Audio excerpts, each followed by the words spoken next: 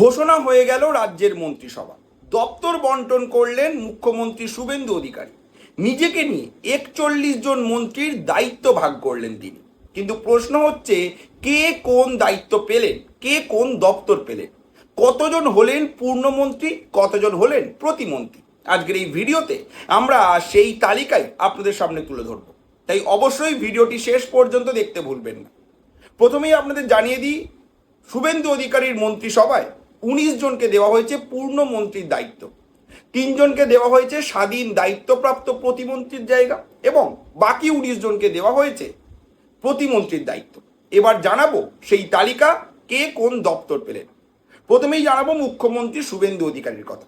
তিনি মুখ্যমন্ত্রী ছাড়াও নিজের কাছে রেখেছেন স্বরাষ্ট্র দপ্তর এবং পার্বত্য বিষয়ক দপ্তর, এছাড়াও ভূমি এবং ভূমি সংস্কার, উদ্বাস্তু পুনর্বাসন দপ্তর, বিদ্যুৎ দপ্তর, তথ্য ও সংস্কৃতি দপ্তর, কর্মীবর্গ এবং প্রশাসনিক সংস্কার দপ্তর।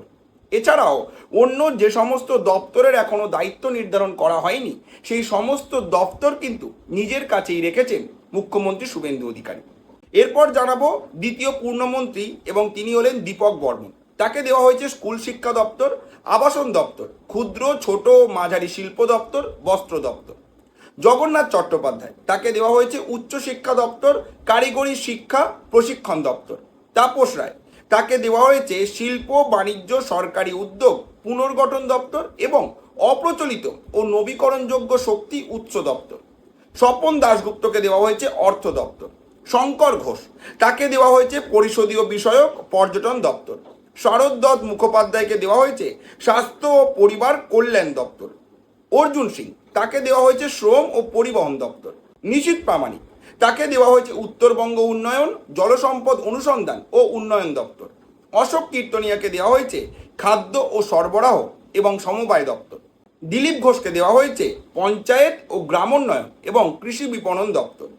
ক্ষুদিরাম টুডুকে দেওয়া হয়েছে আদিবাসী উন্নয়ন, সংখ্যালঘু বিষয়ক ও মাদ্রাসা শিক্ষা দপ্তর। অগ্নিমিত্রা পালকে দেওয়া হয়েছে পুর ও নগর উন্নয়ন দপ্তর। মনোজ কুমার ওরাও, তাকে দেওয়া হয়েছে বন ও পরিবেশ দপ্তর। গৌরীশঙ্কর ঘোষের কাছে রয়েছে অনগ্রসর শ্রেণী কল্যাণ, গ্রন্থাগার ও মাস এডুকেশন দপ্তর। কল্যাণ চক্রবর্তীর কাছে রয়েছে তথ্য প্রযুক্তি ও ইলেকট্রনিক্স দপ্তর, বিজ্ঞান ও প্রযুক্তি ও জৈব প্রযুক্তি দপ্তর। অরূপ কুমার দাসের কাছে দেওয়া হয়েছে সেচ ও জলপথ দপ্তর।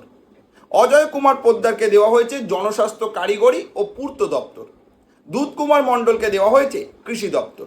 এই গেল 19 জন পূর্ণ মন্ত্রীর দপ্তরের কথা। এবার জানাবো স্বাধীন দায়িত্বপ্রাপ্ত 3 প্রতিমন্ত্রীকে কোন কোন দপ্তর দেওয়া হলো। এই তালিকায় প্রথমেই রয়েছে মালতী রাভারয়, তাকে দেওয়া হয়েছে নারী ও শিশু উন্নয়ন ও সমাজ কল্যাণ দপ্তর, স্বনির্ভর গোষ্ঠী ও স্বরোজগার দপ্তর এবং কর্মসূচি পর্যবেক্ষণ দপ্তর। এই তালিকায় দ্বিতীয় স্থানে রয়েছে রাজেশ মাহাতো, তাকে দেওয়া হয়েছে প্রাণী সম্পদ উন্নয়ন দপ্তর এবং মৎস্য দপ্তর।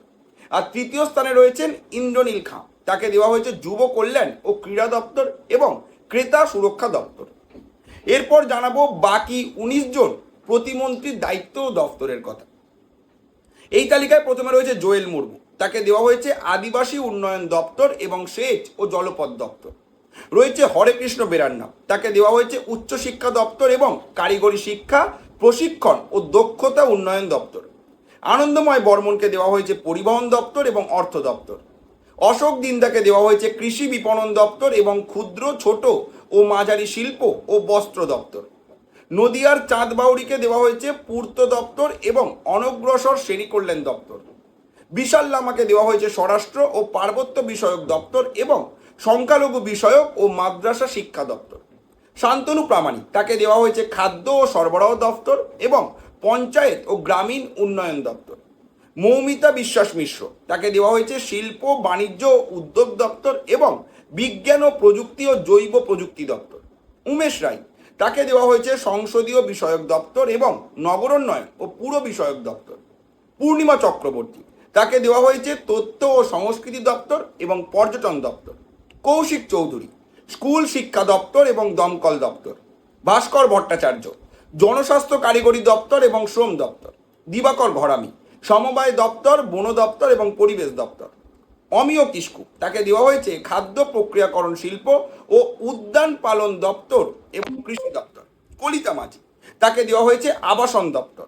গার্গী দাস ঘোষ, তাকে দেওয়া হয়েছে বিদ্যুৎ দপ্তর এবং অপ্রচলিত ও নবীকরণযোগ্য শক্তি উৎস দপ্তর। বিরাজ বিশ্বাস, তাকে দেওয়া হয়েছে আইন দপ্তর, বিচার দপ্তর এবং উত্তরবঙ্গ উন্নয়ন দপ্তর। দীপঙ্কর জানা, তাকে দেওয়া হয়েছে ভূমি ও ভূমি সংস্কার ও উদ্বাস্তু ত্রাণ ও পুনর্বাসন দপ্তর এবং সুন্দরবন বিষয়ক দপ্তর। সুমনা সরকার, স্বাস্থ্য ও পরিবার কল্যাণ দপ্তর। অর্থাৎ আপনাদের সামনে তুলে ধরলাম 41 জন মন্ত্রী ও তাদের দায়িত্বের কথা, তাদের দপ্তরের কথা। এই যে তালিকা, এই তালিকা নিয়ে আপনার কি মতামত? এই মন্ত্রীদের দায়িত্ব বন্টন নিয়ে আপনাদের কি মতামত জানাতে ভুলবেন না কমেন্ট করে। ধন্যবাদ।